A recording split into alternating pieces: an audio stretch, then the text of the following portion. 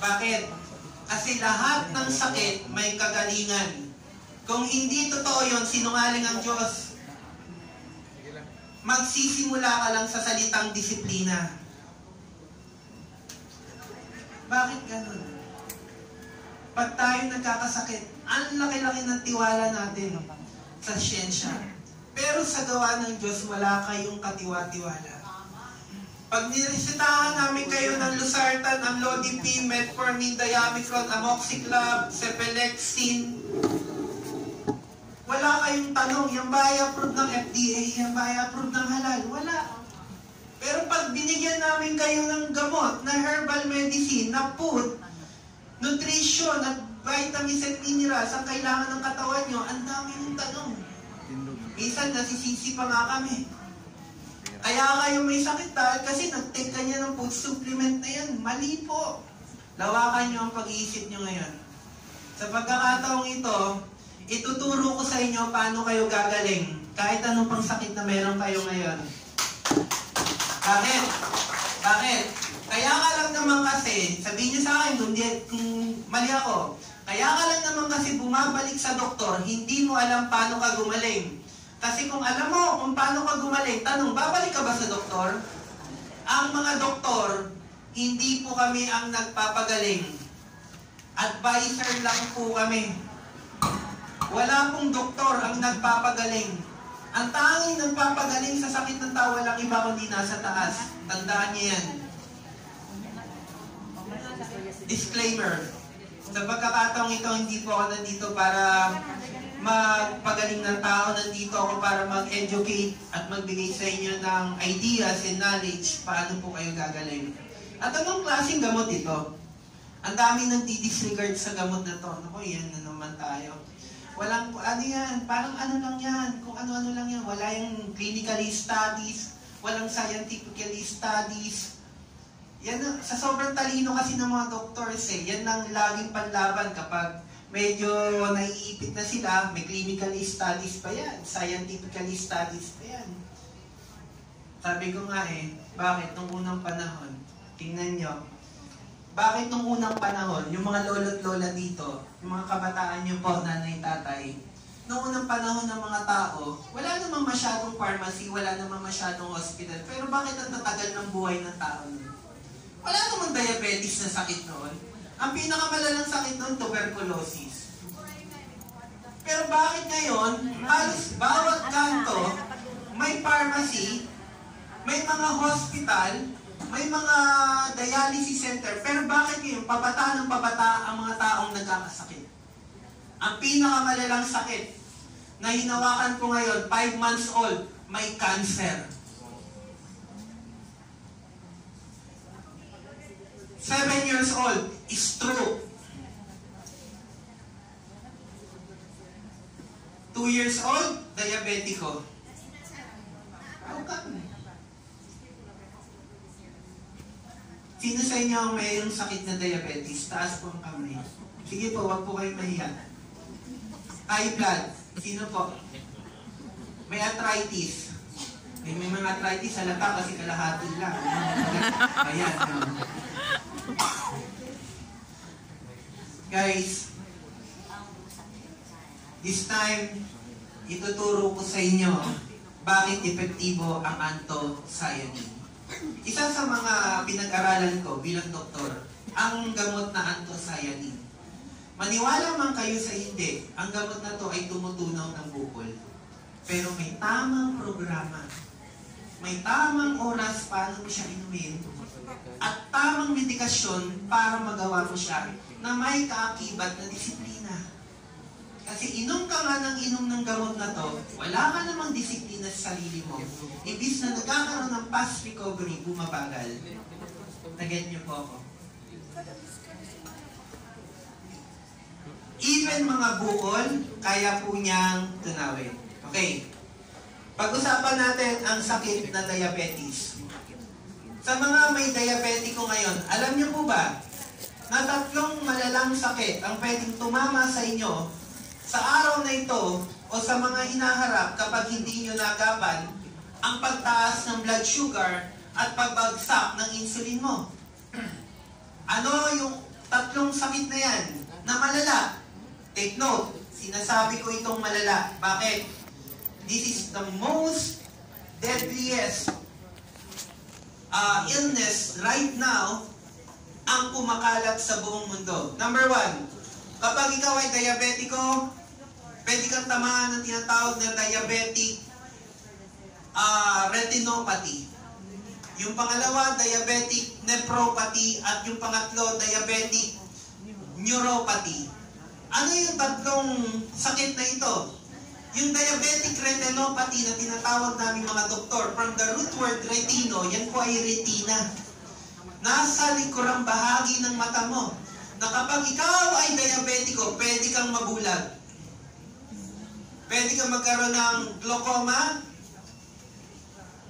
Pwede kang magkaroon ng panlalabo ng mata. Kaya nga yung mga diabetiko, isa sa mga symptoms yan, panlalabo ng mata. Pangalawang sakit, diabetic nephropathy. From the root word nephro, ang mga espesyalista sa kidney, ang tawag yan mga nephrologists.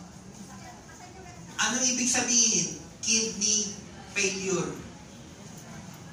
At yung pangatlo, diabetic neuropathy. Ano ibig sabihin yan? Pwede kang tamaan ng stroke or even pagtutubig sa utak na ang tawag hydrocephalus. Now, makinig po kayo. Kasi sabi ng doktor nyo, pag kayo ay diabetico at high blood, magme-maintenance ka na for lifetime na po yun. Tama po ba? Sino po dito ang nagme-maintenance na? Taas po ang kamay. Sige po. Losartan, amlodipine, metformin, new block, diamicron, no? Okay. Pakinggan niyo po ako mabuti. All maintenance, all antibiotics, pain relievers, ibuprofen, paracetamol, mefenamic acid are not pitable to your kidneys. Yung mga nagme-maintenance ngayon, minsan ba dumating sa buhay niyo, tinanong niyo yung doktor niyo, Dok, ito po bang gamot na nireseta mo sa akin pwede sa kidney?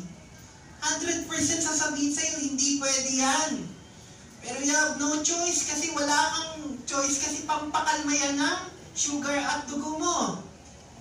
Why? Dalawa lang ang sakit. Pakinggan nyo, for God's sake, no? Kaya nandito, kahit pagod ako, haharap ako sa inyo. No? Ganda kasi ng daanan nyo. Thank you, Ate Rebecca. Nagmukhang kabayo yung coach ko kanina. Pakinggan nyo. 47 million ang mga Pilipino ngayong dinadialysis. Only SPMC. Alam niyo po ba yung Southern Philippines Medical Center, Davao City? Bagsakan yan eh. Diba? Araw-araw, hindi bumababa sa 4,000 na pasyente ang nadadiagnose ng kidney failure. 47 million, hindi pa kasama yung mga katulad nyong takot magpa-check ng creatinine. How can you sure? Okay pa kidney nyo. Since ang kidney failure, walang sintomas.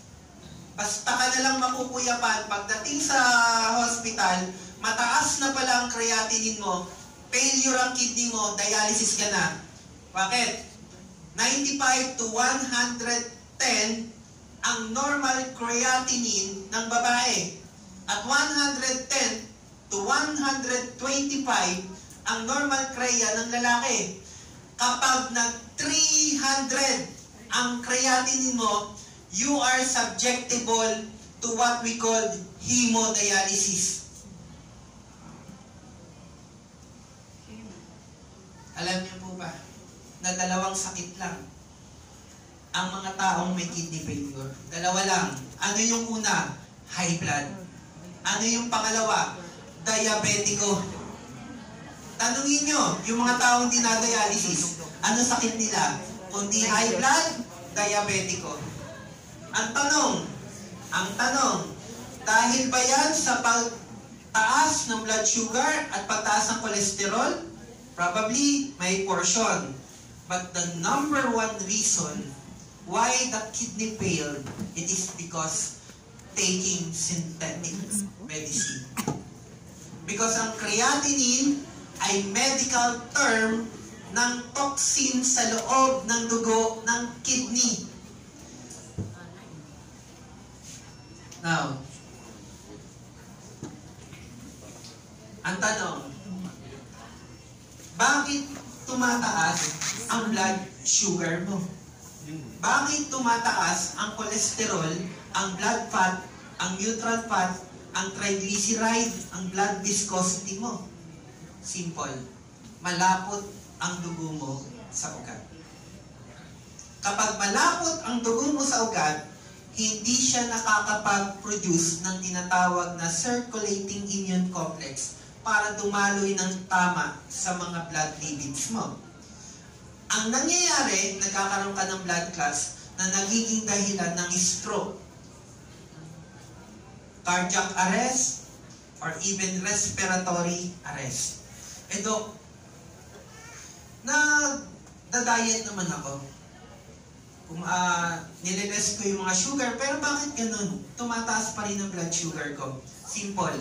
Because meron tayong tinatawag na natural sugar sa loob ng katawan mo. Ang tawag po niyan, glucose. Ang glucagon ay nagbibigay ng glycogen na nagpuproduce ng glucose o natural sugar sa loob ng katawan. At bihira lang ito na mapansin itong organ na to. At ang pinakamahalagang organ na yon na binabaliwala mo, walang iba yung tinatawag nating pancreas. Dito po yan. Si pancreas ang natatanging organ na kayang mag-produce ng natural glucose. Ngayon, pag masyadong mataas ang glucagon mo, kahit mag-diet ka, tumataas pa rin ang blood sugar. Bakit? It's all in the blood. Lahat ng sakit, meron ang tao ngayon, ang number 1 dahilan niyan, dugo. At walang sakit ngayon, o kahit anong sakit na hindi connected sa dugo. Sige nga, magbigay nga kayo ng isang sakit na hindi connected sa dugo. High blood, cholesterol, dugo. Diabetiko, pagtaas ng blood sugar, dugo. Kidney failure, pagtaas ng CREA, sa loob ng blood, urea, nitrogen, dugo. Allergy, dugo. Cancer, dugo. 11 ang uri ng cancer, iisa lang dyan ng hindi bukol, leukemia. Sakit yan sa dugo. Panlalabo ng mata, dugo.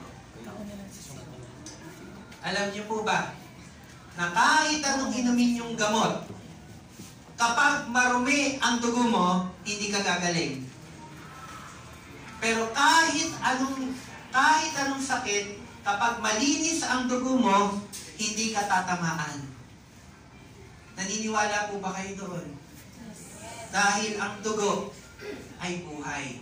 Yan ang natatanging organ na kaya mag-supply ng oxygen, minerals, and vitamins sa lahat ng organs nyo. Ito, paano kung cancer? Pag malinis ba ang dugo, pwedeng gumaling ang cancer? Yes. Bilang doktor na nakapag-aral ng bloodstream infection, actually, kung gusto nyo makita lahat ng certificate ko, 22 certificate yun, pinasa ko kay Ate Rebecca, di ba, nabasa ko sa'yo. Isa sa mga certificate na pinag-aralan ko ang bloodstream infection o ang tinatawag na pag-aaral sa malalimang pagsisiyat sa dugo. Naintindihan ko na ang dugo, pag malinis at dinaluyan yung mga cancer cells sa mga lipids nyo, namamatay. Kaya lang nabubuhay ang cancer cells sa loob ng katawan mo because marumi ang dugo mo. It's all in the blood. Ngayon, ang tanong, Dok, paano manonormalize ang dugo? Marami po akong mga pasyente na diabetico high blood. Maniwala man kayo sa hindi. In 120 days program and 21 days cycle ng pag-inom ng anthocyanin, tinigil na nila ang maintenance nila gumaling. Pag sinabing gumaling, ibig sabihin, normal. Wala nang pagtaas ng sugar, tinigil ang pagtitake ng insulin, at tinigil ang pagtitake ng maintenance. In what way? Dahil ang dugo, nakadesign lang niyang pwedeng kainin. Walang iba kundi halaman. Kaya ang dugo, pag hindi nakakakain, kinakain niya yung kapwa niya dugo, doon nagkakaroon ng tinatawag na imbalance hormone. Kaya pala kahit yung maintenance na tinitake mo, hindi siya pagkain ng dugo. Ano siya? Pampakalma lang. Ang tawag dyan, vasodilator. Ano ibig sabihin? Paano yan nangyari, Dok? Ito siya. Ang ugat natin, kaya kayo nagkakaroon ng pagbara dahil may pamamaga na nagbabara sa ugat, sa loob ng ugat. Kapag uminom kayo ng maintenance, ang ginagawa niya, pinapakalma niya yung mga pamamaga, kaya dumadaloy ulit ng maayos ang dugo, na tumatagal ng 8 hanggang 10 oras. After 8 to 10 hours, bumabalik ulit ang pamamaga, kaya kailangan mo na namang uminom ng maintenance. Ano ibig sabihin nun? Ang maintenance nyo ay hindi gamot. Yan po ay pampakalma lamang. Kung nakakapagsalita lang ang dugo nyo, sasabihin niya sa inyo, ang kailangan namin pagkain, hindi pampakalma lang.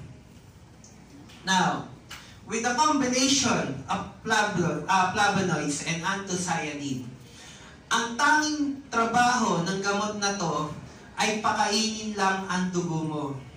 Wala siyang ibang trabaho kundi pakainin ang dugo mo. At kapag ang dugo mo nakakakain, nag-normalize ang dugo, at kapag nag-normalize ang dugo mo, lahat ng sakit mo gagaling, kahit pa yan diabetes or high blood, hypertension. Nagiget niyo po ako? Yes. It is a simple way. Ang kailangan mo lang, pakainin mo dugo mo. Kailan mo huling pinakain ng dugo mo? Because the simple term, para sabihin ko sa inyo bakit kami sakit, simple. Mataas ang acid ng katawan mo, bagsak ang alkaline ng katawan mo. Ano solusyon? Pataasin ang alkaline, pababa